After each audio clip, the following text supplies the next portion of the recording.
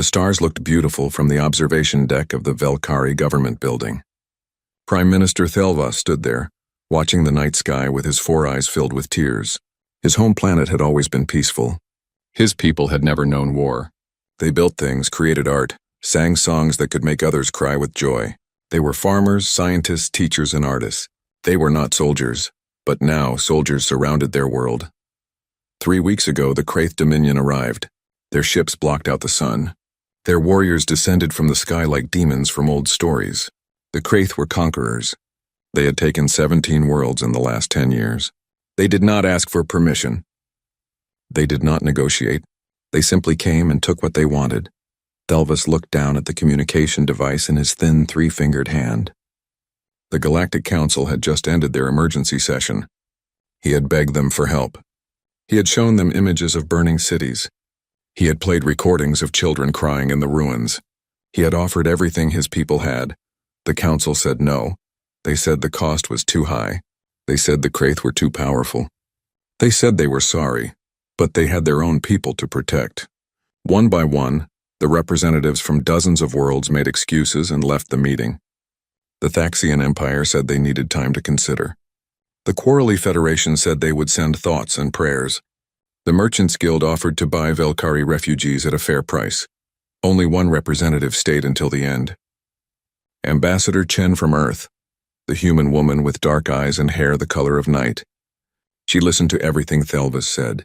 She asked questions about the Kraith positions, their ship numbers, their weapons. Then she stood up, bowed her head slightly, and said something strange. "I need to make a call home." Then she left. Thelvas did not understand. Humans were new to the galaxy. They had only joined the Galactic Council 5 years ago. They were curious creatures, always asking questions, always wanting to learn. But they were small. Their military was tiny compared to the great empires. They had maybe 200 ships spread across their territories. What could they do? "Prime Minister," his aide called from behind him. "The Kraith are demanding our surrender again. They say if we do not respond in 6 hours, they will start bombing the coastal cities." Thelvas closed his eyes. The coastal cities held 30 million people. "Tell them we need more time." "They will not listen, sir." "Tell them anyway." The aide left. Thelvas was alone again with the stars. He thought about recording one final message. Something for history. Something to let the galaxy know that his people existed, that they mattered, that they deserved to be remembered. He activated the communication device again and set it to broadcast on all frequencies. "This is Prime Minister Thelvas of the Velkari people. We are a peaceful species. We have never attacked another world. We have never taken what was not ours. We build things. We create beauty. We love our children and hope for their future." His voice broke. "We asked the galaxy for help. We asked for salvation. No one came. I understand. I do not blame you. War is terrible. War is expensive. War is dangerous. But please remember us. Remember that we tried. Remember that we hoped." He paused. "Forgive us for hoping." He ended the transmission and walked back inside. There was nothing left to do but wait for the end. 3 days passed like a nightmare. The Kraith bombed 2 coastal cities, 10 million dead. The Velkari government moved underground. Everyone who could fit into the bunkers went down. Everyone else tried to hide or run. There was nowhere to run. The Kraith controlled the sky. Thelvas sat in the command bunker deep beneath the capital city. His military advisor, General Korath, stood beside him looking at screens that showed the enemy positions. There were so many red markers on the display. Kraith ships everywhere, Kraith soldiers in every major city, Kraith weapons pointed at everything his people loved. "Sir," a technician called out, "we are detecting something at the system edge." "More Kraith?" Thelvas asked tiredly. "No, sir. The signatures are different. Multiple vessels dropping out of faster-than-light travel." General Korath moved to the technician station. His face changed. "Those are not Kraith ships. Who then?" "I do not know. The designs are unfamiliar. Wait. The computer is matching the signatures against the galactic database." The technician looked up with confusion in his eyes. "Sir, they are human ships." Thelvas felt something in his chest. Hope, no, he had learned not to hope. "How many?" 37 vessels detected so far. "No. 42. No." The count keeps rising. "Sir, there are over 60 ships. They are still coming." 60 human ships? General Korath shook his head. That is nearly a third of their entire fleet. What are they doing here? The communication console beeped. A message was coming through. It was text only in standard galactic common language. To the Velkari government, this is Fleet Admiral Sarah Kozlov of the Earth Defense Force. We received your call for help. We are here. Get your people to safety. This is going to get loud. Thelvis read the message 3 times. They came, he whispered. The humans came. Sir, should we respond? Yes. Tell them we are grateful. Tell them we will provide any support they need. Tell them sir. Another technician interrupted. The Kraith command ship is broadcasting. They are hailing the human fleet. Put it on speakers. The voice that came through was harsh and full of confidence. War Leader Zeshkor of the Kraith Dominion. Unknown vessels, this is Kraith territory now. You are trespassing. Turn back or be destroyed. You have 1 standard hour to comply. Silence. The humans did not respond. They should negotiate, General Korath said. The Kraith have over 300 ships in this system. The humans cannot win this fight. But Thelvis remembered Ambassador Chen's questions. She had asked about Kraith positions, about their weapons, about their tactics. She had not asked if the Velkari would pay Earth back. She had not asked what Earth would gain. She had only asked how to hurt the enemy. Maybe, Thelvis said quietly. The humans did not come here to negotiate. On the display screens, the human ships were moving. They were spreading out in a pattern that looked strange. Most galactic fleets moved in tight formations, protecting each other with overlapping shields. The human ships were scattering. They were moving fast, faster than most military vessels. Some went high above the orbital plane. Some went low. Some stayed in the middle. What are they doing? General Korath asked. That formation makes no sense. They are exposing themselves from every angle. The Kraith thought the same thing. Zeshkor's voice came through again, laughing. Foolish primates. You come to die for insects you do not even know? So be it. Kraith fleet, destroy them. The Kraith ships moved forward in their traditional wall formation. 300 vessels, shields glowing, weapons charging. They looked unstoppable. They had broken armies with that formation. They had taken worlds. The human ships did not run. They did not even slow down. Then space lit up. The humans fired first. Not from 1 ship. Not from 10. From all 65 vessels at once. But they did not fire energy weapons like most galactic fleets. They fired solid projectiles. Metal slugs accelerated to incredible speeds by magnetic. Rails. Railguns. Weapons that most species considered primitive and inefficient except the humans. Fired them from distances that the Kraith thought were impossible. The projectiles crossed the space between the fleets in seconds. The Kraith shields were not at full power yet. They had not expected an attack so soon from so far away. 3 Kraith cruisers exploded, just like that, gone in flashes of fire and metal. By the ancestors, General Korath breathed. They hit them. From that distance, they actually hit them. The Kraith fleet scattered, trying to bring shields to full power, but the humans were already moving again. They did not stay still like proper military vessels. They danced, they spun. They moved like fighters, not capital ships. And they kept firing. More Kraith ships died. The Velkari command bunker watched in shock as the red markers on the display started disappearing. 5 gone, 7, 10. The humans had lost nothing yet. They were too fast, too unpredictable. The Kraith weapons could not track them properly. Get everyone underground now, Thelvis ordered. All civilians, all non-essential personnel. Get them into the deepest bunkers we have. Sir? Did you hear what the human admiral said? She said this would get loud. I think she meant it. The battle moved into orbit around the planet. The Kraith tried to regroup, to form their defensive wall again, but the humans would not let them. Human ships came from above, from below, from the sides. They attacked in small groups, hit hard, and moved away before the Kraith could respond. It was not the way galactic warfare was supposed to work.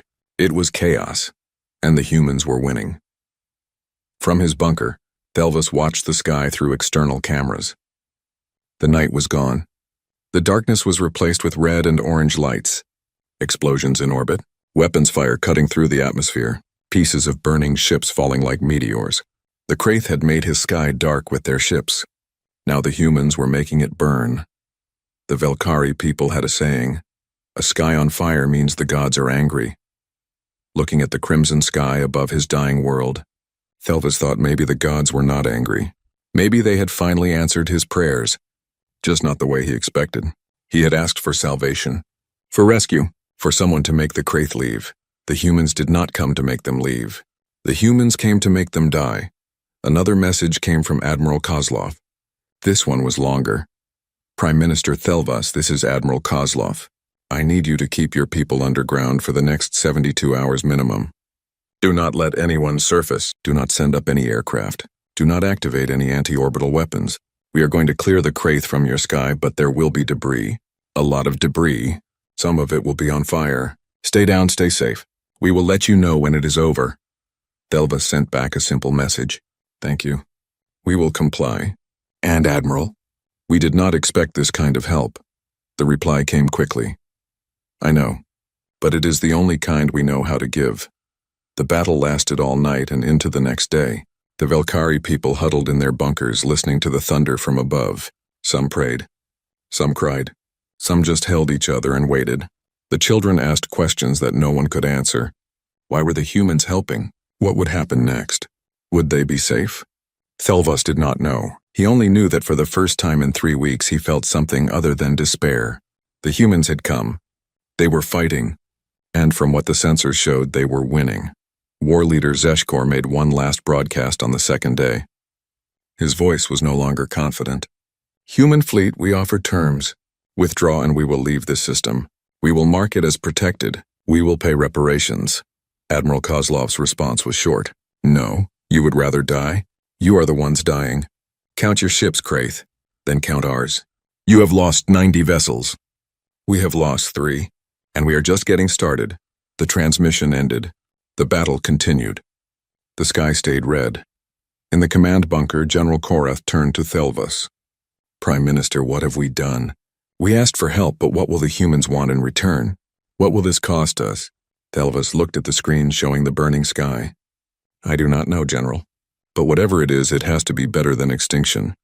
He hoped he was right. Sir, should we respond? Yes, yes. Tell them we are grateful. Tell them we will provide any support they need. Tell them how, sir. Another technician interrupted. The Kraith command ship is broadcasting. They are hailing the human fleet. Put it on speakers. The voice that came through was harsh and full of confidence. War leader Zeshkor of the Kraith Dominion. Unknown vessels, this is Kraith territory now. You are trespassing. Turn back or be destroyed. You have 1 standard hour to comply. Silence. The humans did not respond. They should negotiate, General Korath said. The Kraith have over 300 ships in this system. The humans cannot win this fight. But Thelvas remembered Ambassador Chen's questions. She had asked about Kraith positions, about their weapons, about their tactics. She had not asked if the Velkari would pay Earth back. She had not asked what Earth would gain. She had only asked how to hurt the enemy. Maybe, Thelvas said quietly. The humans did not come here to negotiate. On the display screens, the human ships were moving. They were spreading out in a pattern that looked strange. Most galactic fleets moved in tight formations, protecting each other with overlapping shields. The human ships were scattering. They were moving fast, faster than most military vessels. Some went high above the orbital plane. Some went low. Some stayed in the middle. What are they doing? General Korath asked. That formation makes no sense. They are exposing themselves from every angle. The Kraith thought the same thing. Zeshkor's voice came through again, laughing. Foolish primates. You come to die for insects you do not even know? So be it. Kraith fleet, destroy them. The Kraith ships moved forward in their traditional wall formation. 300 vessels, shields glowing, weapons charging. They looked unstoppable. They had broken armies with that formation. They had taken worlds. The human ships did not run. They did not even slow down. Then space lit up. The humans fired first. Not from one ship. Not from 10. From all 65 vessels at once. But they did not fire energy weapons like most galactic fleets. They fired solid projectiles. Metal slugs accelerated to incredible speeds by magnetic. Rails. Rail guns. Weapons that most species considered primitive and inefficient except the humans. Fired them from distances that the Kraith thought were impossible. The projectiles crossed the space between the fleets in seconds. The Kraith shields were not at full power yet. They had not expected an attack so soon from so far away. 3 Kraith cruisers exploded, just like that, gone in flashes of fire and metal. By the ancestors, General Korath breathed. They hit them. From that distance, they actually hit them. The Kraith fleet scattered, trying to bring shields to full power, but the humans were already moving again. They did not stay still like proper military vessels. They danced, they spun. They moved like fighters, not capital ships. And they kept firing. More Kraith ships died. The Velkhari command bunker watched in shock as the red markers on the display started disappearing. 5 gone, 7, 10. The humans had lost nothing yet. They were too fast, too unpredictable. The Kraith weapons could not track them properly. Get everyone underground now, Thelvas ordered. All civilians, all non-essential personnel. Get them into the deepest bunkers we have. Sir? Did you hear what the human admiral said? She said this would get loud. I think she meant it. The battle moved into orbit around the planet. The Kraith tried to regroup, to form their defensive wall again, but the humans would not let them. Human ships came from above, from below, from the sides. They attacked in small groups, hit hard, and moved away before the Kraith could respond. It was not the way galactic warfare was supposed to work. It was chaos, and the humans were winning. From his bunker, Thelvas watched the sky through external cameras. The night was gone. The darkness was replaced with red and orange lights. Explosions in orbit, weapons fire cutting through the atmosphere, pieces of burning ships falling like meteors. The Kraith had made his sky dark with their ships. Now the humans were making it burn. The Velkhari people had a saying, "A sky on fire means the gods are angry." Looking at the crimson sky above his dying world, Thelvas thought maybe the gods were not angry. Maybe they had finally answered his prayers, just not the way he expected. He had asked for salvation, for rescue, for someone to make the Kraith leave. The humans did not come to make them leave. The humans came to make them die. Another message came from Admiral Kozlov. This one was longer. Prime Minister Thelvas, this is Admiral Kozlov. I need you to keep your people underground for the next 72 hours minimum. Do not let anyone surface. Do not send up any aircraft. Do not activate any anti-orbital weapons. We are going to clear the Kraith from your sky, but there will be debris. A lot of debris. Some of it will be on fire. Stay down, stay safe. We will let you know when it is over. Thelvas sent back a simple message. Thank you. We will comply. And Admiral, we did not expect this kind of help. The reply came quickly. I know, but it is the only kind we know how to give. The battle lasted all night and into the next day. The Velkhari people huddled in their bunkers listening to the thunder from above. Some prayed. Some cried. Some just held each other and waited. The children asked questions that no one could answer. Why were the humans helping? What would happen next? Would they be safe? Thelvas did not know. He only knew that for the first time in 3 weeks he felt something other than despair. The humans had come. They were fighting. And from what the sensors showed, they were winning. War leader Zeshkor made one last broadcast on the second day. His voice was no longer confident. Human fleet, we offer terms. Withdraw and we will leave this system. We will mark it as protected. We will pay reparations. Admiral Kozlov's response was short. No, you would rather die? You are the ones dying. Count your ships, Kraith. Then count ours. You have lost 90 vessels. We have lost 3. And we are just getting started. The transmission ended. The battle continued. The sky stayed red. In the command bunker, General Korath turned to Thelvas. Prime Minister, what have we done? We asked for help, but what will the humans want in return?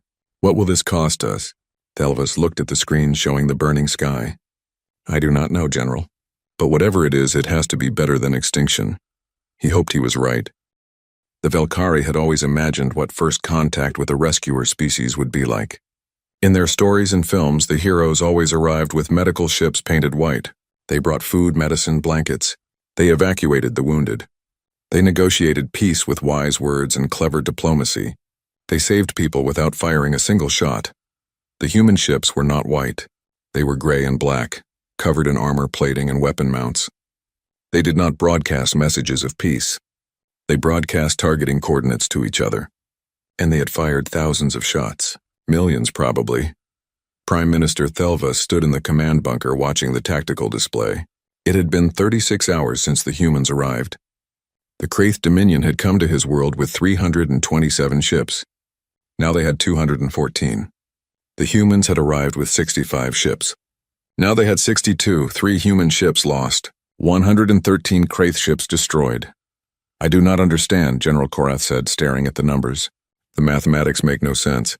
The Kraith have better shields, stronger hulls, more ships. How are they losing?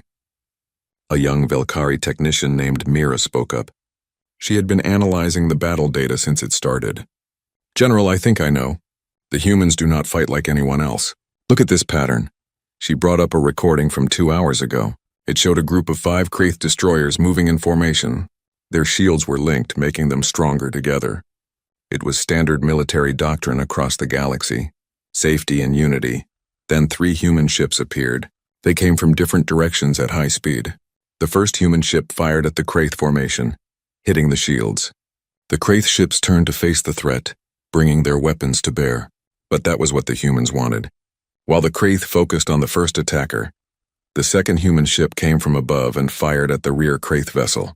The shields were weaker at the back because all the power was facing the first threat. The rear Kraith destroyer exploded. The formation broke. The surviving Kraith ships tried to reposition, but the third human ship was already there, firing at another weak point. 2 more Kraith ships died before they could even turn around. The last 2 Kraith destroyers ran, shields failing, engines damaged. The 3 human ships regrouped and moved to find another target. The whole attack lasted 90 seconds. They hunt like pack predators, Mira said quietly, like the Kravix wolves from the northern continent. One draws attention, others strike from behind. They do not fight with honor or formation. They fight to kill. General Korath looked uncomfortable. That is effective, but also terrifying. Thelvis understood his feeling.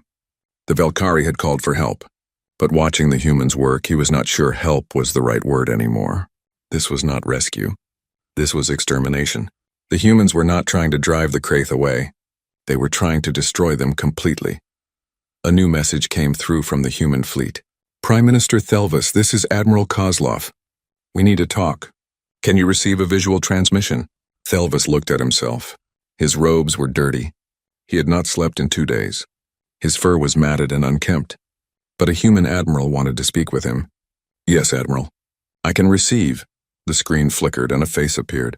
Admiral Sarah Kozlov was a human female with short gray hair and lines around her eyes that spoke of many years. She wore a dark blue uniform with several medals on her chest. Behind her, Thelvis could see the bridge of her ship. Human crew members moved efficiently between stations. Everything looked clean, organized, professional. Prime Minister, Admiral Kozlov said. Her voice was firm but not unkind. I wanted to check on your status. Are your people safe? Yes, Admiral. We are underground as you instructed. The bunkers are crowded but secure. Good. I need you to stay down there for at least another day. Maybe 2. The Kraith are sending reinforcements. We detected their faster-than-light signatures 3 hours ago. They will arrive soon. Thelvis felt his heart sink. More Kraith? How many? Looks like another 150 ships. Maybe more. Admiral, you should retreat. You have done more than enough. You have fought bravely. But against those numbers? He could not finish the sentence. Admiral Kozlov smiled. It was not a happy smile. It was the smile of someone who knew a secret. Prime Minister, we are not retreating. We are exactly where we want to be. I do not understand. The Kraith think they are coming to rescue their invasion force. They think we are just 65 ships fighting alone. They do not know that we have been transmitting our position to Earth since we arrived. They do not know that we brought friends. Friends? 20 more human battle groups dropped out of FTL 10 minutes ago at the system's outer edge. That is another 230 ships. When the Kraith reinforcements arrive, we are going to catch them between our fleet and the newcomers. Admiral Kozlov leaned forward. Prime Minister, by this time tomorrow there will not be a single Kraith ship left in your system. I promise you that. Thelvis did not know what to say. 230 more ships? The humans had sent almost their entire military to save a species they barely knew. Why? He finally asked. Why are you doing this? Admiral Kozlov's expression changed. For a moment she looked sad. Because no one helped us when we needed it. A long time ago, when humans were just learning to reach other stars, we found ruins on a dead planet, ruins of a civilization that was destroyed by conquerors. We found their last messages. They had called for help. No one came. She paused. We decided that day that if we ever had the power to help someone, we would. Even if it was hard. Even if it was dangerous. Even if it cost us everything. I see, Thelva said softly. Thank you, Admiral. Thank us when it is over. For now, keep your people safe. Kozlov out. The screen went dark. General Korath looked at Thelvas. Sir, what kind of species builds their entire military philosophy around helping strangers? A strange one, General. A very strange one. 6 hours later, the Kraith reinforcements arrived. The Velkari sensors detected them immediately. 163 ships dropping out of faster-than-light travel near the orbit of the fourth planet. They moved in a confident formation, coming to help their besieged comrades. They did not know the trap waiting for them. Admiral Kozlov had positioned her fleet between the planet and the incoming Kraith. The newcomers would see the ongoing battle and think they just needed to attack the human rear. A simple pincer movement, basic tactics. But when the Kraith reinforcements got closer, the other 230 human ships appeared behind them. They had been hiding in the sensor shadow of the system's gas giant, waiting. Now they lit up their engines and weapons, surrounding the Kraith from behind. The Kraith were caught in between. Admiral Kozlov's fleet in front. The new human fleet behind. Nowhere to run. Kraith vessels, Admiral Kozlov broadcasted on all frequencies. You are surrounded. Power down your weapons and shields. Surrender and you will be treated according to the laws of war. Fight and you will die. You have 60 seconds to decide. War leader Zeshkor responded immediately. Humans, you fight without honor. You use tricks and deception like cowards. The Kraith Dominion does not surrender to primitives. 50 seconds, Admiral Kozlov said calmly. You are outnumbered. Even with your reinforcements, we still have more ships. 40 seconds, you cannot win. We are warriors. We have conquered 17 worlds. 30 seconds, there was a pause. Then Zishikor spoke again, his voice lower, more careful. What terms do you offer? All Kraith personnel will be taken prisoner. Your ships will be seized or destroyed. You will provide full intelligence on your military operations. You will stand trial for war crimes against the Velkari people. Those are the terms. 20 seconds. And if we refuse? Then we fight. But know this, war leader. We have studied your tactics. We have analyzed your weapons. We have run the simulations. If this battle happens, 94% of your ships will be destroyed in the first 15 minutes. The rest will not survive the hour. Your people came here to conquer. They will die here instead. 10 seconds, the silence stretched. On the command bunker screens, Thelvas watched the Kraith fleet. They were not moving, not attacking, just sitting there while the seconds counted down. 5 seconds, wait. Zeshkor's voice cracked. We accept your terms. All ships power down weapons and shields immediately. Any vessel that fails to comply will be destroyed. Admiral Kozlov out. One by one, the Kraith ships went dark. Their shields dropped. Their weapons powered down. 377 warships of the Kraith Dominion, surrendering to a human fleet they outnumbered. General Korath stared at the display in disbelief. They surrendered. The Kraith actually surrendered. They had no choice, Mira said. The humans would have killed them all. Thelvas thought about that. The humans had given the Kraith a choice, surrender or die. It was not a good choice, but it was more than the Kraith had given the Velkari. The Kraith had simply attacked, killed, destroyed. They had not offered terms. The humans were warriors. That was clear now. They were brutal, efficient, and utterly ruthless when fighting, but they still followed rules. They still offered mercy. They were not monsters even though they could kill like monsters. Sir, a technician called. We are receiving another transmission from Admiral Kozlov. Thelvas straightened his robes. Put it through. The Admiral appeared again. She looked tired but satisfied. Prime Minister, the Kraith invasion force has surrendered. My Marines are going to start landing on the surface to secure the Kraith ground troops. We need you to keep your people in the bunkers for another 12 hours while we clear the area. There will be some noise. Do not be alarmed. Admiral, your Marines are coming down. Will there be fighting? Probably. The Kraith ground commander has not responded to surrender orders yet. We are going in to make sure he does not have a chance to hurt your people. How many Marines are you sending? 20,000 in the first wave. Another 30,000 standing by if needed. Thelvas blinked all 4 eyes. 50,000 soldiers?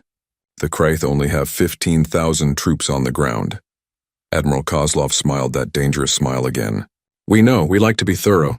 Kozlov out. The screen went dark again. Thorough, General Korath repeated. She sends 3 soldiers for every enemy and calls it thorough. 12 hours later, Thelvas received permission to bring his people to the surface. He emerged from the bunker with his cabinet and military advisors. The sky was still red, but different now, not from weapons fire, from the sunrise hitting the dust and smoke in the upper atmosphere. The capital city was damaged but standing. The Kraith had occupied it but not destroyed it. Now human soldiers moved through the streets in groups of 4, their weapons ready, their eyes scanning everywhere. They wore armor that made them look bigger than they were. Their faces were covered by helmets with dark visors. A group of human Marines saw Thelvas and approached. One of them, a female with sergeant stripes on her armor, removed her helmet. She had dark skin and kind eyes. "Prime Minister Thelvas?" she asked in accented but understandable Velkhari language. "Yes, I am he. Sergeant Amara Washington, Earth Defense Force Marines. My squad is assigned to provide security for your government. The city is secure. All Kraith ground forces have been neutralized." "Neutralized?" Thelvas asked carefully. "Dead or captured, sir?" "Mostly captured. They surrendered pretty quick once they realized we were serious." "I see. And your casualties?" 43 wounded. 7 killed in action." Sergeant Washington's expression hardened. "They booby-trapped a school. Said there were Velkhari children inside. My lieutenant went in first to check.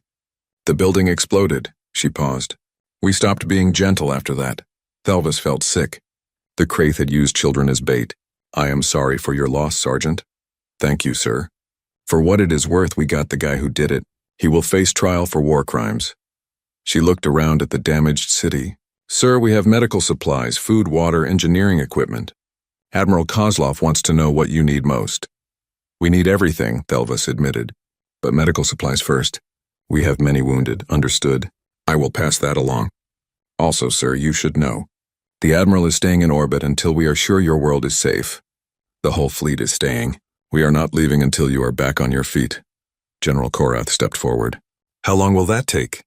Sergeant Washington shrugged. "As long as necessary, General. Could be weeks. Could be months. We are here until the job is done." That night, Thelvas broadcast a message to his people. He told them the war was over. He told them the Kraith were gone. He told them that humans, strange and violent humans, had saved them. He did not tell them what he was thinking. That the Velkhari had asked for aid, for help, for salvation. They had imagined rescue ships and peaceful negotiators. They had hoped for someone to make the bad people go away with words and wisdom. Instead, they got warriors. They got humans who arrived in warships, who fought with a fury the galaxy had never seen, who killed the Kraith by the hundreds without hesitation or mercy. The Velkhari had asked for aid. The humans gave it, just not the way anyone expected. The sky burned. For 3 days and nights, the sky above the Velkhari homeworld burned with crimson light. Not the natural red of sunset, but the angry red of war. Explosions in orbit, weapons cutting through the atmosphere, ships breaking apart and falling like dying stars.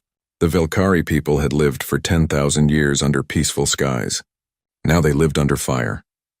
In the deepest bunker beneath the capital city, young Mira sat at her workstation and watched the war happen through sensors and cameras. She was a technician, not a soldier. Before the invasion, she had studied star patterns and mapped distant nebulas. Now she tracked weapon signatures and counted dead ships. The war had changed everyone. On her main screen, she watched the orbital battle. The humans fought like nothing she had ever studied in military history courses. Every species in the galaxy had rules for space combat. You formed defensive walls. You matched shield strength. You engaged at optimal ranges where your weapons were most effective. You protected your supply lines. You retreated when losses became unacceptable. The humans ignored every rule. Their ships moved constantly, never staying still long enough to be targeted properly. They split into small groups of 3 or 4 vessels, attacked from multiple angles, then reformed in different combinations. They used the planet's gravity well to slingshot around at speeds that should have crushed their crews. They fired their primitive railguns from distances most species considered wasteful, yet somehow hit their targets with frightening accuracy. And they never, ever stopped attacking. A Kraith battleship appeared on Mira's screen. It was one of their command vessels, over 2 kilometers long, covered in heavy armor and shield generators. 50 Kraith fighters circled it like protective insects. The battleship was moving toward one of the human carriers, preparing to launch a missile barrage. 3 human frigates appeared above the battleship. They had been hiding in the planet's shadow, waiting. The frigates were small compared to the Kraith vessel, maybe a tenth its size. But they did not hesitate. The first frigate fired a spread of railgun rounds at the fighter screen. The metal projectiles moved so fast they were just streaks of light. 6 Kraith fighters exploded instantly. The others scattered, formation broken. The second frigate launched something Mira had never seen before. Missiles, but not normal ones. These were small, fast, and seemed to think for themselves.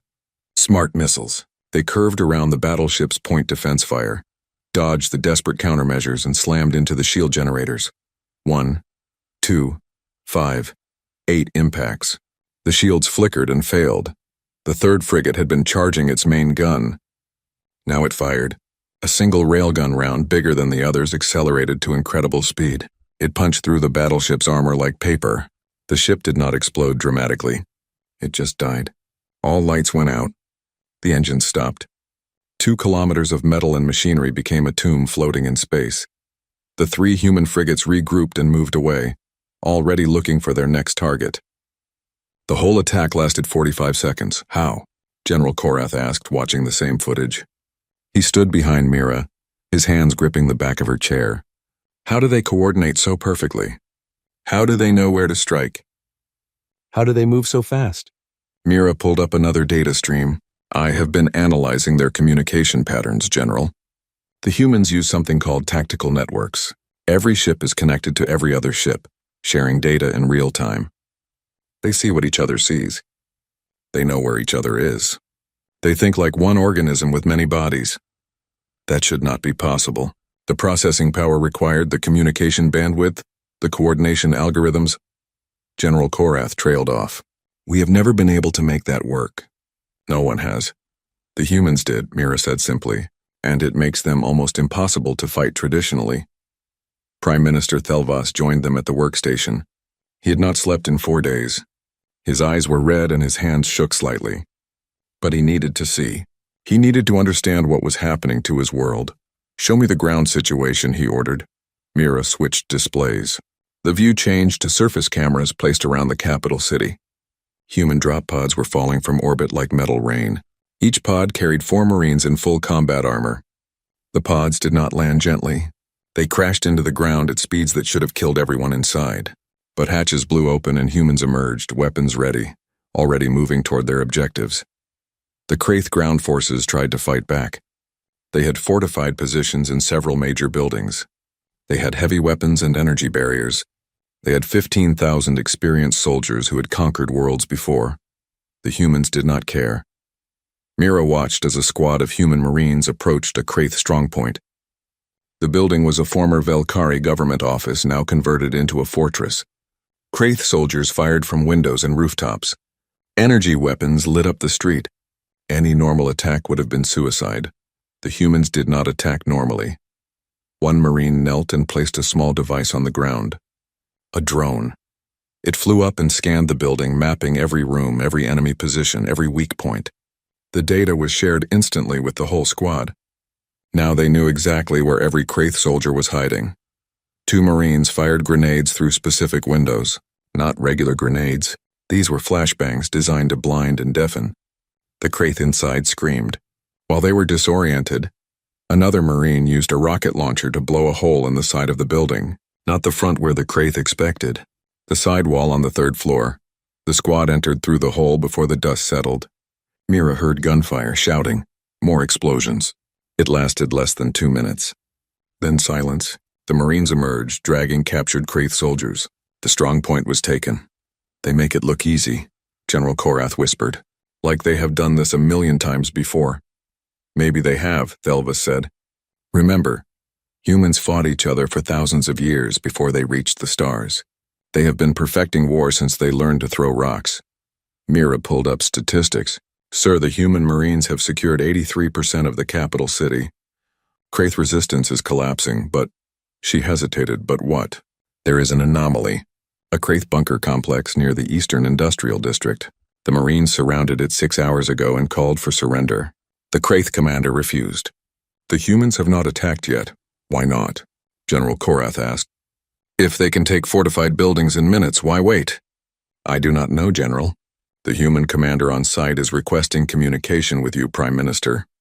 Thelva straightened up. Put them through. A human face appeared on the screen. A male with a hard expression and a scar across his jaw. Prime Minister Thelvas, I am Colonel Marcus Stone, commanding the ground operation. We have a situation I need your advice on. I am listening, Colonel. The Kraith bunker in the Eastern District. Our intelligence says they are holding Velkari civilians hostage. Maybe 200 people. The Kraith commander says if we attack, he will kill them all. Colonel Stone's expression darkened. I need to know how you want us to proceed. Thelvas felt cold. 200 of his people. Can you rescue them? Yes, but not without risk. The bunker has multiple levels and the hostages are scattered through different rooms. If we go in hard, some might die in the crossfire. If we wait and negotiate, the Kraith might kill them anyway. The colonel leaned closer to his camera. Sir, I will not lie to you. This is going to be ugly no matter what we do, but we have trained for hostage rescue. We have specialists. We have equipment. If you give the order, we will get your people out. The Galactic Council met in emergency session exactly 1 week after the Battle of Velkar. The council chamber was a massive circular room on the neutral station, orbiting the dead world of Terminus. Representatives from 43 species sat in their designated seats, each one higher than the last, creating a spiral that rose toward the domed ceiling. It was designed to make everyone feel equal while reminding them of the hierarchy that actually existed. Ambassador Chen sat in the human seat, which was near the bottom of the spiral. Humans were new members. They had no power here, no influence, or at least that was what everyone thought before the battle. Chancellor Vex of the Thaxian Empire called the session to order. He was a tall, crystalline being who spoke through vibrations rather than words. A translator made his voice audible to everyone. We are here to discuss the human actions at Velkar, Chancellor Vex said, his tone cold and formal. The matter is serious. The precedent is dangerous. We must address it immediately. Ambassador Chen stood up. She was a small woman by human standards, but she had learned to project confidence in rooms much larger than this. Chancellor, if I may speak. You will have your chance, Ambassador. First, we will hear testimony from affected parties. Chancellor Vex gestured to one of the upper seats. Representative Thelvas of the Velkari, please share your account. Prime Minister Thelvas stood. He had been given a seat on the council now. Apparently, being at the center of a major incident qualified a species for emergency membership. He looked different from the last time Chen had seen him. Healthier, less afraid, but also harder somehow. War changed people. Thank you, Chancellor, Thelva said. 1 month ago, my world was invaded by the Kraith Dominion. We called for help from this council. We were refused. The council decided the cost of intervention was too high. His 4 eyes swept across the chamber. Then humanity came. They did not ask permission. They did not debate costs. They simply came and fought. 327 Kraith ships destroyed. 15,000 ground troops defeated. My people saved from extinction. He paused. I am here today because humans did what this council would not do. Murmurs filled the chamber. Some approving. Many disapproving. Chancellor Vex raised a crystalline hand for silence. No one disputes that the Velkari were saved. But the methods concern us. Ambassador Chen, humanity deployed nearly its entire military fleet without consulting this council. You attacked a sovereign species without declaration of war. You used excessive force. You showed no restraint. These actions violate multiple galactic conventions. Chen stood again. Chancellor, which convention says we should let innocent people die? Which rule says we must watch genocide happen and do nothing? The rules that prevent chaos. The voice came from Representative Quor of the Quorali Federation. He was a floating jellyfish-like being in a tank of blue liquid. If every species acts independently, ignoring council authority, we will return to the dark ages of constant warfare. We are already in an age of warfare, Chen replied. The Kraith have conquered 17 worlds in 10 years. Where was the council? Where were the conventions? Where were the rules when they were burning Velkari cities? The Kraith situation is being handled through diplomatic channels, Quor insisted. Diplomatic channels, Chen repeated slowly. 17 dead civilizations. How many more will die while you negotiate? Another representative stood. This was Merchant Prince Zolax of the Merchants Guild. He was a round, slug-like creature covered in expensive jewelry. The economic disruption alone is staggering. Humanity destroyed billions of credits worth of Kraith military assets. Who will compensate them? Who will pay for the loss? Chen stared at him. You want someone to pay the Kraith for their destroyed war machines? The same machines they used to kill millions of Velkari? It is a matter of law and precedent, Zolak said. Destruction of property requires compensation. Then send them the bill, Chen said coldly. Earth will pay 1 credit for every Velkari life the Kraith would have murdered. We will send them a receipt for our expenses. I'm sure they will find the balance interesting. The chamber erupted in arguments. Species shouting at each other. Translators struggling to keep up. Chancellor Vex had to call for order 3 times before everyone settled down. This is exactly what I feared, Vex said. Humanity's actions have destabilized the carefully maintained balance of power. You have shown that military force can solve problems faster than diplomacy. You have given other species ideas. Already we have received requests from 12 different civilizations asking for human military assistance against various threats. Then maybe the balance was wrong, Chen said. She was angry now, tired of dancing around the truth. You call it stability. I call it cowardice. You created a system where the strong prey on the weak and everyone pretends not to notice, because intervention is too expensive or too dangerous or too politically complicated. Well, humanity notices, and we will not stand by. You cannot be the galaxy's police force, Kor said. You do not have the authority. You do not have the resources. We have the will, Chen said. That is more than this council has shown. A new voice entered the discussion. Representative Kresh of the Kraith Dominion stood in his seat. He was a massive warrior, over 2 meters tall, covered in red scales and battle scars. His species did not usually attend council sessions. They preferred to communicate through force. But today he was here. The humans have committed acts of war against the Kraith Dominion, Kresh said, his voice a low growl. We demand reparations. We demand the surrender of Fleet Admiral Kozlov for trial. We demand the return of our captured soldiers. Chen laughed. She actually laughed in the middle of the Galactic Council. You demand? You invaded a peaceful world, killed millions, and now you demand things from us? We followed the old ways, Kresh said. The strong take from the weak. This is the law of nature. Then by your own logic we are stronger than you, Chen replied. We took your fleet. We took your soldiers. We took your pride. By the law you just cited, they belong to us now. Kresh's face twisted in rage. Humans are primitives. You have no honor. You fight like cowards from hiding with tricks and deception. We fight to win, Chen said simply. If you wanted honor, you should have chosen a different profession. War is not a game. It is not a sport. It is survival. And humanity is very good at surviving. Chancellor Vex tried to restore order, but the chamber was chaos now. Species were choosing sides. Some supported humanity's actions, others condemned them. The council was splitting down the middle. Enough!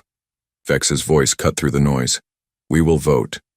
The question before us, should humanity face sanctions for their unauthorized military action at Velkar? Those in favor? 23 hands, appendages, and various other body parts rose into the air. Those opposed? 20 hands rose. Thelvas voted with the humans.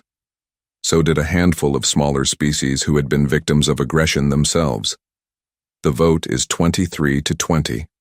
The motion passes. Humanity will face economic sanctions and military restrictions for a period of No. Everyone turned to look at Ambassador Chen. She had not sat down. She stood straight, her hands clasped behind her back, her face calm.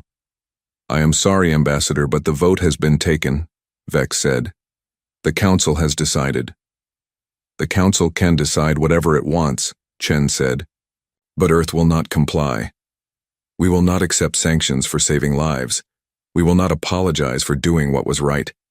And we will not stop defending those who cannot defend themselves. The chamber fell silent. No species had ever openly defied a council vote before.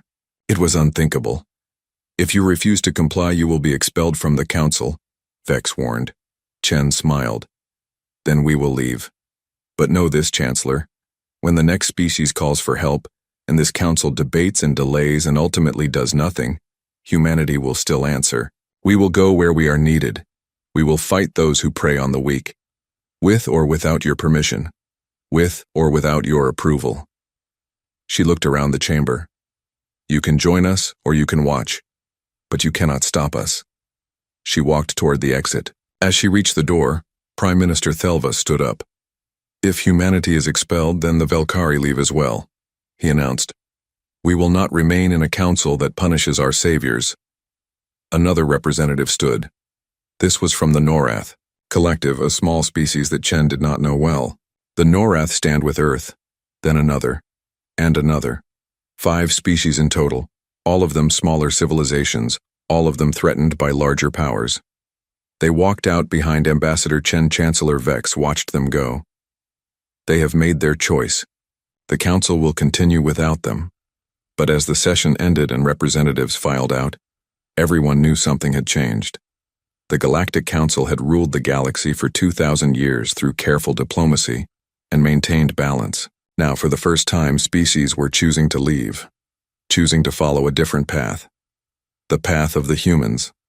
Back on Earth, the news of the council vote spread quickly. Some people were angry about the sanctions, some were worried about isolation, but most people were proud. Their fleet had saved a species from extinction. Their marines had liberated an occupied world. Their ambassador had stood up to the entire galaxy. Admiral Sarah Kozlov sat in her office at Earth Defense Command, reading reports from Velkar. The rebuilding was going well. The Velkari were fast learners. Human engineers had taught them how to build better defenses, better sensors, better ships. In another year, the Velkari would be able to defend themselves. Her communicator beeped. A secure message from Ambassador Chen. "Sarah, we have a situation. The Norath Collective just sent a distress call. The Kraith Dominion is moving a fleet toward their space. Looks like retaliation for them siding with us at the council.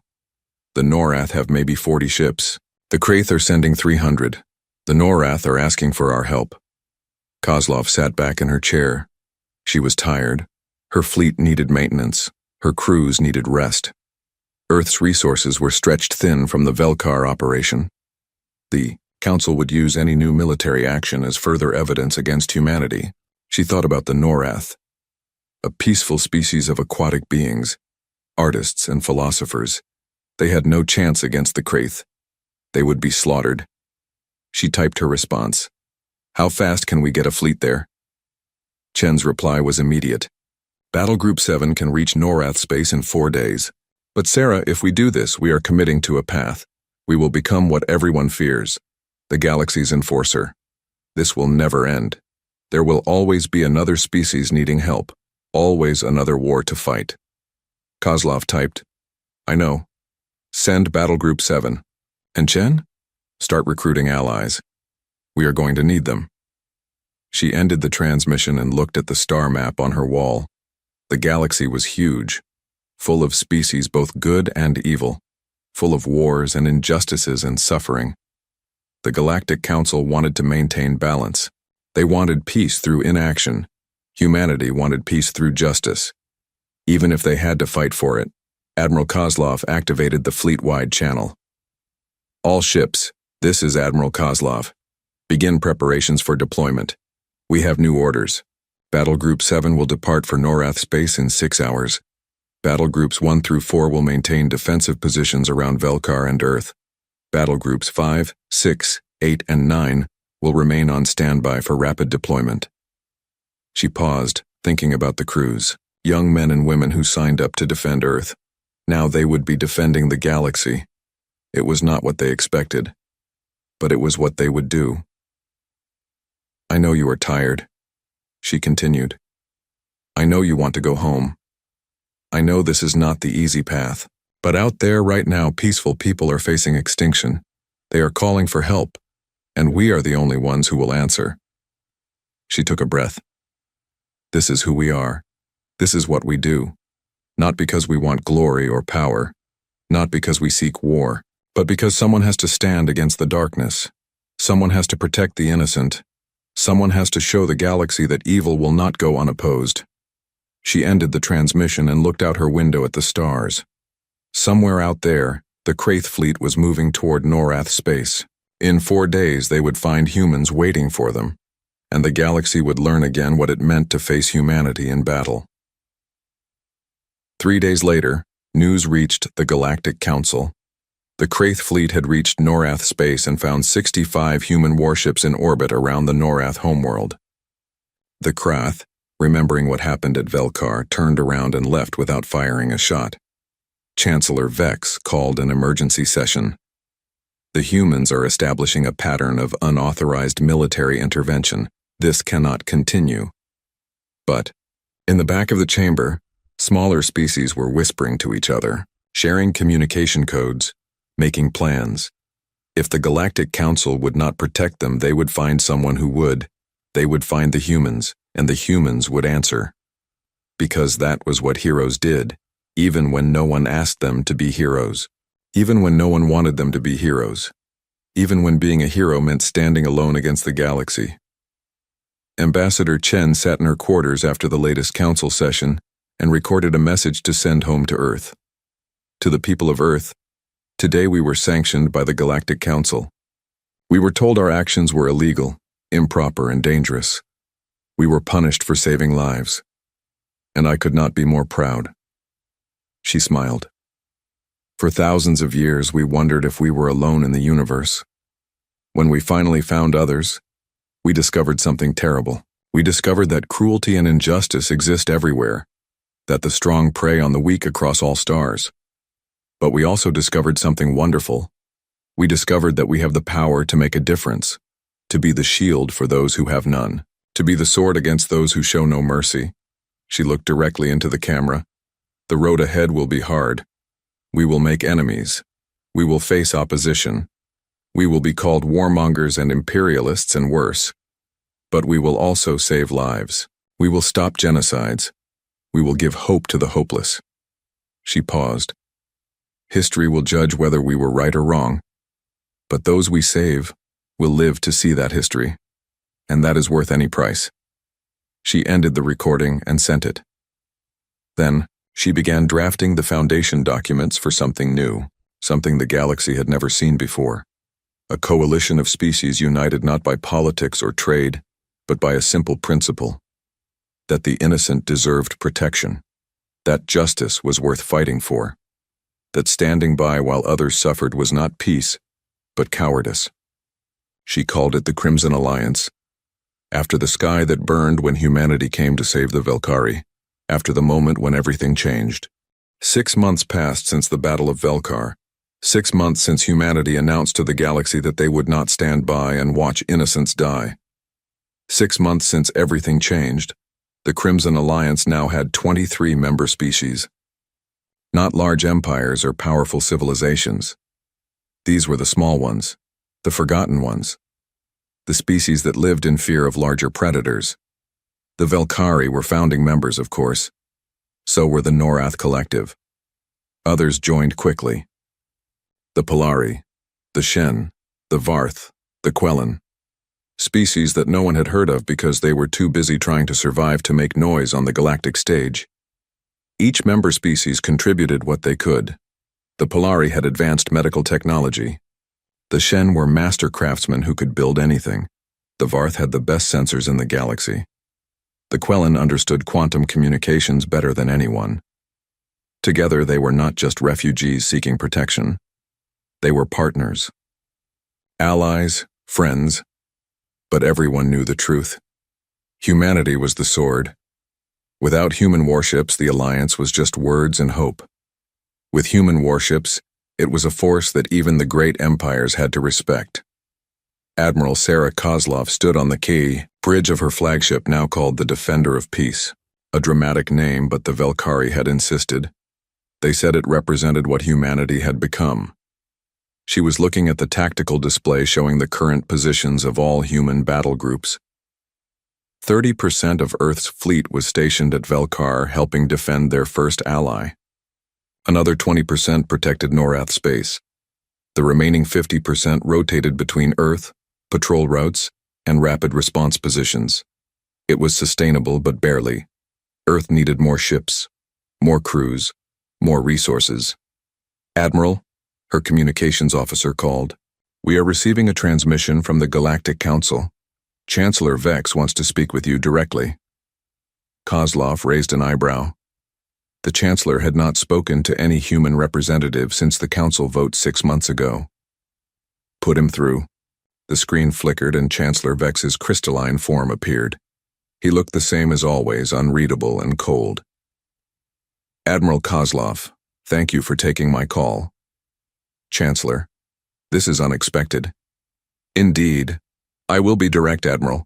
The Council has been monitoring your Crimson Alliance with concern. You have gathered 23 species under human military protection. You conduct operations across multiple sectors without Council oversight. You have become a state within the state. We have become what we needed to be, Kozlov replied. Protection for those who have none. Yes, I know your rhetoric. Vex paused. But that is not why I called. I have information you need to hear. The Kraith Dominion is gathering its strength. They have pulled back from their forward positions. They have stopped all expansion operations. They are building new ships and training new warriors. Our intelligence suggests they are preparing for a major offensive. Kozlov felt a chill. Against who? Against you, Admiral. Against Earth. Against the Crimson Alliance. The Kraith see you as their primary threat now. They want revenge for Velkar. They want to prove that their way is superior to yours. Vex leaned forward slightly. They are gathering a fleet of over 1,500 ships, the largest military force assembled in 2 centuries. And they plan to use it to destroy Earth. 1,500 ships. Kozlov kept her face calm, but her mind was racing. Earth's entire fleet was maybe 400 ships. Even with the Crimson Alliance members adding their vessels, they could field maybe 500 total. Against 1,500 Kraith warships, those were terrible odds. When? She asked. 3 months. Maybe 4. They are still building. Vex paused again. Admiral, the Council wants to offer you a deal.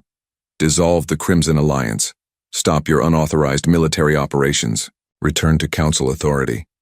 If you do this, we will negotiate with the Kraith. We will prevent the war. By throwing the Velkari and Norath back to the wolves? Kozlov asked. By abandoning everyone who trusted us? By preserving Earth from annihilation? Vex said. Admiral, be realistic. You cannot win against those numbers. Humanity has shown remarkable skill and courage, but there are limits. 1,500 ships will overwhelm you. Earth will burn. Your people will die. Is your pride worth that? Kozlov looked at him for a long moment. Chancellor, do you know why humans are good at war? I assume you will tell me. Because we have been fighting since before we could speak. Our history is written in blood. Every century, every decade, sometimes every year, humans found new reasons to kill each other. We perfected weapons. We studied tactics. We learned that survival sometimes means doing the impossible.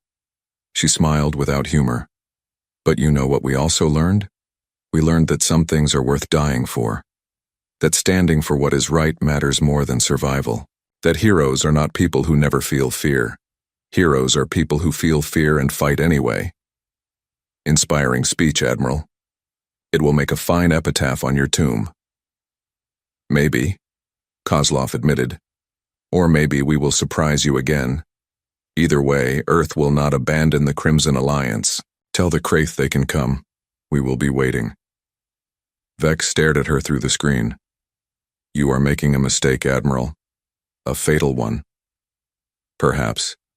But it will be our mistake to make. Kozlov out. She ended the transmission and looked at her bridge crew. They had heard everything. Their faces showed concern but not fear, not panic. They were professionals. They would do their duty. Get me Ambassador Chen, Kozlov ordered, and start preparing contingency plans. If the Kraith want a war, we will give them one they will never forget. Ambassador Chen arrived at Earth Defense Command 12 hours later. She had been on the Velkari homeworld, working on trade agreements and cultural exchange programs. Now she sat across from Admiral Kozlov in a secure conference room. 1,500 ships, Chen said, shaking her head. That is more than we can handle. I know. The Council will not help us. The great empires will not intervene. They are probably happy to let the Kraith and humans destroy each other. It solves 2 problems for them. I know. Sarah, we might actually lose this one. Earth could fall. Kozlov nodded slowly. I know. But what is the alternative? Abandon the alliance? Let the Kraith know that if they gather enough force, we will back down? What happens the next time someone needs help? We will have proven that our word means nothing, that our protection is conditional. Chen was quiet for a moment. So we fight? We fight. Then we need allies. Real ones. The Crimson Alliance members cannot provide enough ships. Chen pulled up a holographic display. But I have been talking to some of the neutral species, the ones who have not sided with the Council or with us. They are nervous about the Kraith buildup. Some of them might be convinced to help. Which ones? The Cathara Union. They have 200 ships and they hate the Kraith. The Kraith raided their border colonies 10 years ago. Chen highlighted another region. The Telzon Commonwealth. They are traders, not warriors, but they have resources. Rare metals, advanced electronics, ship components. If they supply us, we can build faster. Will they help? Maybe, if we give them something in return. Security guarantees, trade agreements, protection from the Kraith. Kozlov leaned back. So we need to be politicians and warriors at the same time. Welcome to the job, Chen said with a tired smile. Over the next 2 months, Chen worked diplomatic miracles. She traveled to 12 different species, making arguments, offering deals, building relationships. Some rejected her outright. Some wanted to wait and see, but some agreed to help. The Cathara Union joined the Crimson Alliance, bringing 180 ships and experienced crews. The Telzon Commonwealth became an economic partner, supplying resources in exchange for security guarantees. 3 smaller species offered limited support. Every little bit helped. Meanwhile, Earth's shipyards worked around the clock. New vessels were built using Telzon materials and Velkari design improvements. Human engineering combined with alien technology to create ships that were faster, stronger, better than before. The fleet grew from 400 ships to 520. Combined with Crimson Alliance member fleets, humanity could field 740 ships. Still outnumbered 2-to-1 by the Kraith, but better than before, Admiral Kozlov reorganized her fleet structure. She studied the Kraith tactics, looking for weaknesses. She ran simulations with her best commanders. She prepared traps and contingencies. She did everything possible to turn terrible odds into survivable ones, and she waited. The Kraith came on schedule. Their fleet dropped out of faster-than-light travel at the edge of human space, 1,500 ships strong. War leader Zarek, who had replaced the dead Zeshkor, broadcasted a message to all of human territory. Humans, you humiliated the Kraith Dominion at Velkar. You destroyed our ships and imprisoned our warriors. You showed the galaxy that the Kraith way was weak. Now we will show the galaxy the truth. We will destroy your homeworld. We will scatter your alliance.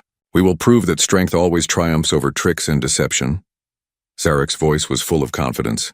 Surrender now and we will be merciful. Fight and you will be exterminated.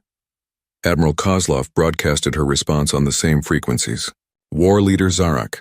I am Fleet Admiral Sarah Kozlov of Earth Defense Force.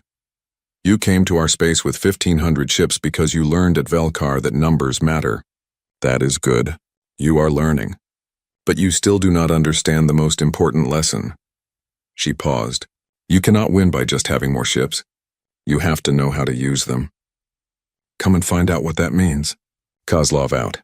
The Kraith fleet moved forward in their traditional formation, a massive wall of ships, shields linked, weapons charged. They looked unstoppable. 1,500 vessels moving as one toward Earth and its allies. But Kozlov was not at Earth. Her fleet was not waiting in orbit like a good defender should. Instead, she had split her forces into 30 separate battle groups, each containing 25 ships. They were scattered throughout human space, hiding in asteroid fields, behind moons, in the shadows of gas giants. The Kraith expected a defensive battle, a stand at Earth where humanity would try to protect their homeworld. Instead, they found nothing. Just empty space and silent monitoring stations. Where are they? Zarek demanded, staring at his tactical displays. Where are the humans? His answer came from behind. 10 human battle groups dropped out of faster-than-light travel behind the Kraith fleet. 250 ships appearing from nowhere, weapons already firing. They hit the Kraith rearguard hard, destroying 30 ships in the first 60 seconds. The Kraith tried to turn around to bring their full force to bear. But the human ships scattered before the Kraith could respond, jumping back into faster-than-light travel and disappearing. Cowards, Zarek roared. They run from a real fight. But it was not cowardice. It was strategy. Over the next 3 days, human battle groups appeared randomly throughout the battlefield. They attacked. They destroyed a few ships. They disappeared. The Kraith could not pin them down, could not force a decisive battle, could not use their numbers advantage. It was death by 1,000 cuts. 50 Kraith ships dead, 100, 150. The humans lost ships too, but far fewer. For every human vessel destroyed, 5 Kraith died. Zarek was going insane with frustration. His fleet was larger, but it was being bled dry by an enemy that refused to stand still and fight properly. Find their homeworld. Find Earth. We will destroy it and force them to defend. But the route to Earth was heavily defended. Admiral Kozlov had stationed 200 ships in the Sol system, dug in with planetary defense platforms, minefields, and fixed fortifications. The Kraith tried to push through and lost another 100 ships in brutal fighting before they were forced to retreat. On the 10th day of the war, Zarek made a decision. He split his fleet. 800 ships would continue hunting human battle groups. 700 would circle around and try to find another route to Earth. It was exactly what Admiral Kozlov wanted. She had been waiting for the Kraith to split their forces. Now she could engage them on more equal terms. The 700 ships trying to flank toward Earth ran into a trap. Kozlov had positioned 400 ships from the Crimson Alliance along the route. With the terrain advantage and prepared positions, the Allied fleet held. The Kraith lost 200 ships trying to break through before finally retreating. The other 800 Kraith ships were now isolated, far from reinforcement, tired from constant hit-and-run attacks. Kozlov gathered her scattered battle groups and hit them with everything she had, 350 human ships, attacking in coordinated waves from multiple directions, using tactics the Kraith had seen before but could not counter. The Battle of the Outer Marches, as it came to be known, lasted 18 hours. When it was over, 500 Kraith ships were destroyed or crippled. The survivors ran, jumping to faster-than-light travel in random directions, just trying to escape. War leader Zarek was among the dead. His flagship had been one of the first targets. Admiral Kozlov had learned from Velkar.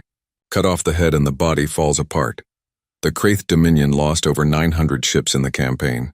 Humanity and the Crimson Alliance lost 173. The mathematics should have been impossible. The numbers should not have worked.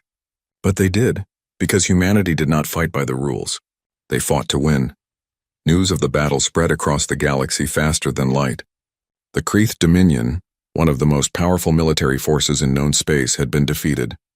Destroyed by a coalition of species that most people thought were insignificant. Led by humans who had only been in space for a few centuries, the Galactic Council held an emergency session. This time they did not debate sanctions or punishments. This time they debated survival. Because if humans could destroy the Kraith, what else could they do? Who else could they challenge? Chancellor Vex proposed a new status for humanity: Guardian Species.